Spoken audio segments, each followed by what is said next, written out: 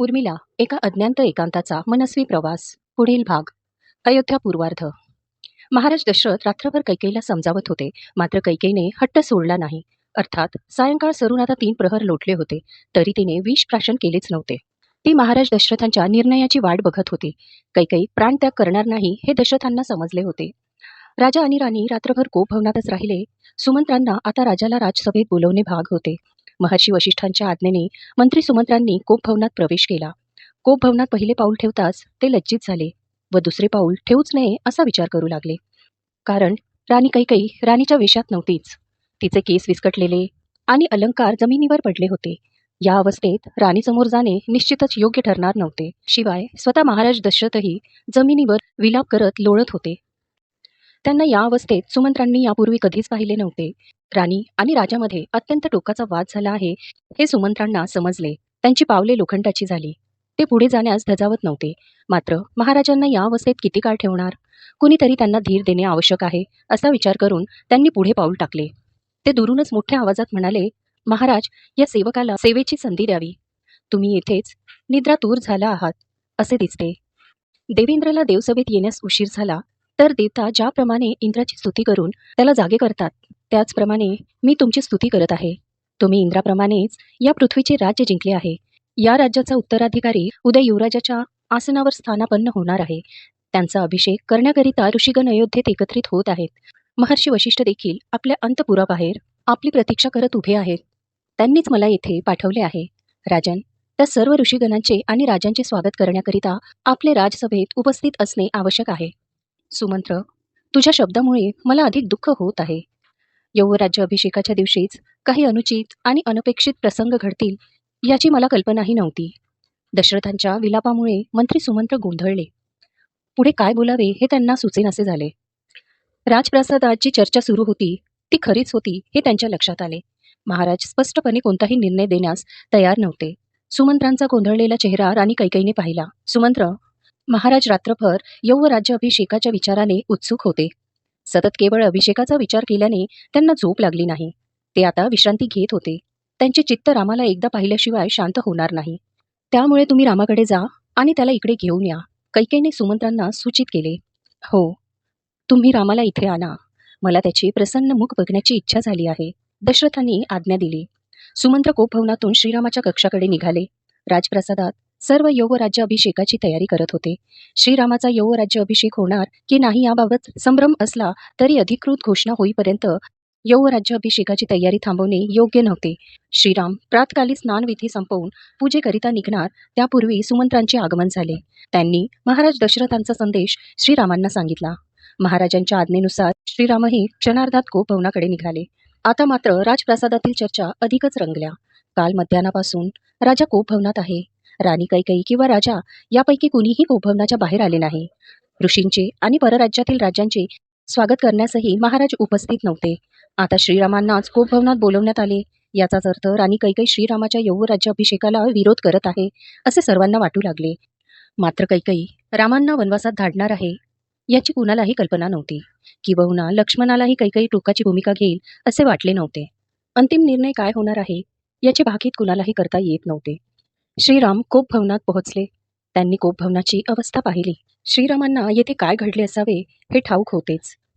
मात्र त्यांनी नम्रपणे कैकेयीला प्रश्न विचारले, जणू त्यांना काय घडले याबाबत काहीच माहिती नसावी. त्यांनी वडिलांची अवस्था पाहून त्यांना प्रश्न विचारणे टाळले.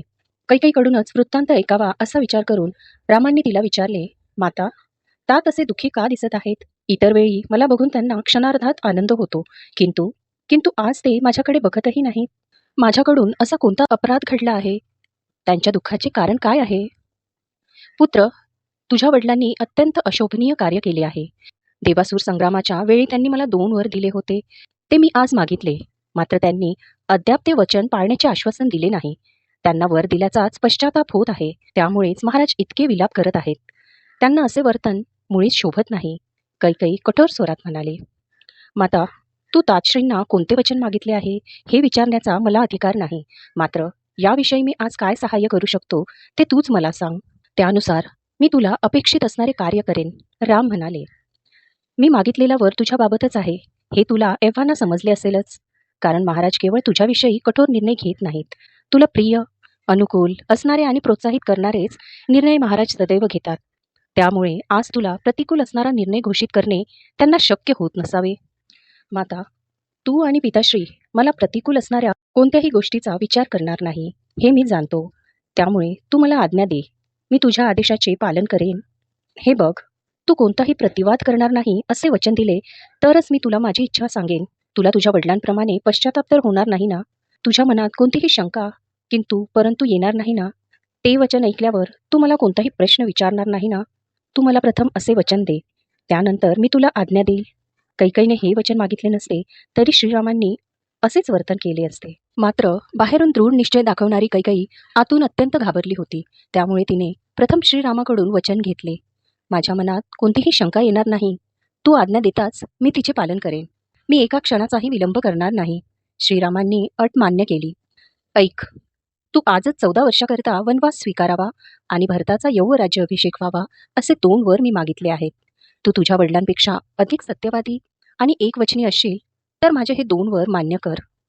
मी तुझ्या आज्ञेचे अवश्य पालन करेन. मात्र मला एक गोष्ट जाणून घ्यायची आहे. कोणती? मला वनवासात पाठवण्याकरिता तुला महाराजांनी दिलेले वर उपयोगात आणण्याची आवश्यकता नव्हती. तू मला एका वाक्याने सांगितले असते तरीही मी वनवासात गेलो असतो. केवळ राज्यच नाही तर तुझ्यासाठी मी माझे प्राणही त्यागले असते. असे असताना तू इतके कष्ट का केलेस? कैकेयीकडे या प्रश्नाचे उत्तर नव्हते. ती रामाच्या डोळ्याकडे बघू शकली नाही. तिच्या मौनातूनच श्रीरामांना उत्तर मिळाले. तिच्या निशब्दतेनेच श्रीरामांची थोरवी सिद्ध केली. ते पुढे म्हणाले, भरताला अयोध्येत बोलवण्याकरिता दूत पाठवण्याची व्यवस्था करून मी आजच अयोध्येचा त्याग करणार आहे. संन्यासाचा वेश परिधान करून मी वनवासात आनंदाने राहीन.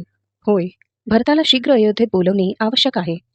माते, महाराज कोपऱ्यात बसून अश्रू का ढाळत आहेत? ते माझ्यासमोर का येत नाहीत? ते माझ्याशी बोलणे का टाळत आहेत? पुत्र, ते लज्जित झाल्यानेच तुझ्यासमोर येऊ शकणार नाही. तू त्यांना अतिशय प्रिय आहेस व तुझा वियोग त्यांना सहन होणार नाही. तुझ्या वियोगाने त्यांना अतीव दुःख होणार आहे. राम, तू वनात जाण्यासाठी एवढा उत्सुक का आहेस? तुला वनात जाऊन काय लाभ होणार आहे? श्रीरामांच्या चेहऱ्यावर विलक्षण शांतता पाहून कैकेयीच गोंधळली होती. एखादा सामान्य मनुष्य वनवासाच्या विचारानेच जमिनीवर कोसळला असता. मात्र श्रीरामांनी आनंदाने वनवासाचा स्वीकार केला. माते, तू माझा उद्धारच केला आहे. आता मी या आर्यावर्तात भ्रमित करू शकेन. ऋषीगणांच्या सहवासात ज्ञानार्जन करू शकेन. त्यानंतर मी अधिक परिपक्व होऊनच अयोध्येत परतेन. जे इथे बसून मला शक्य झाले नसते ते वनात राहून मला शक्य होणार आहे. तू खरोखर शांत मूर्ती आणि विवेकी आहेस. मात्र तुझ्या वडिलांमध्ये हे गुण दिसत नाही. ते पहा, ते अश्रू ढाळत बसले आहेत. कैकेयीने निर्लज्जपणाच्या सर्व सीमा ओलांडल्या होत्या. वडिलांच्या आज्ञेचे पालन करणे आणि त्यांची सेवा करणे हे माझे प्रथम कर्तव्य आहे.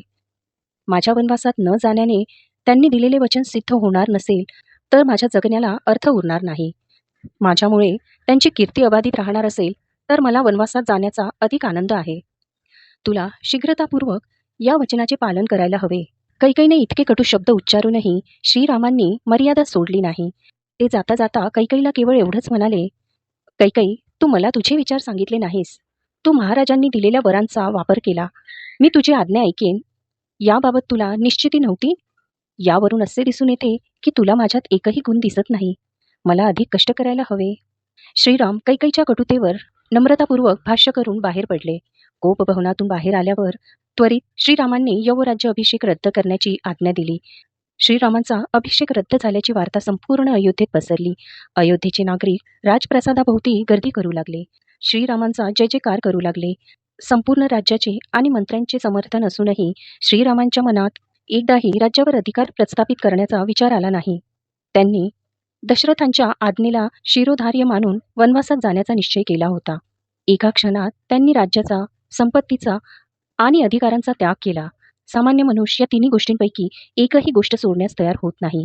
या तिन्ही गोष्टी एका क्षणात त्यागणे हेच श्रीरामाचे मोठेपण होते.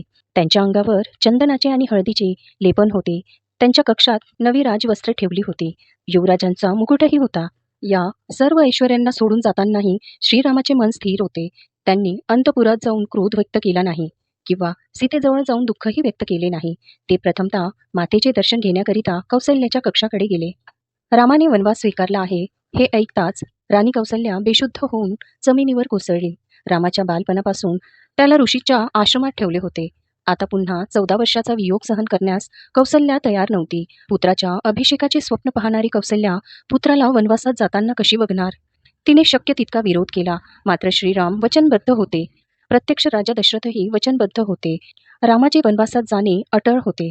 केवळ राणी कौसल्याच नव्हे, तर अयोध्याची प्रजाही रामाच्या वनवासात जाण्याने शोकाकुल झाली. ती वार्ता ऐकून प्रासादातील एक राजकुमार अत्यंत क्रोधित झाला. तो विद्रोहाचा विचार करत श्रीरामाकडे आला. निसंशय तो होता लक्ष्मण.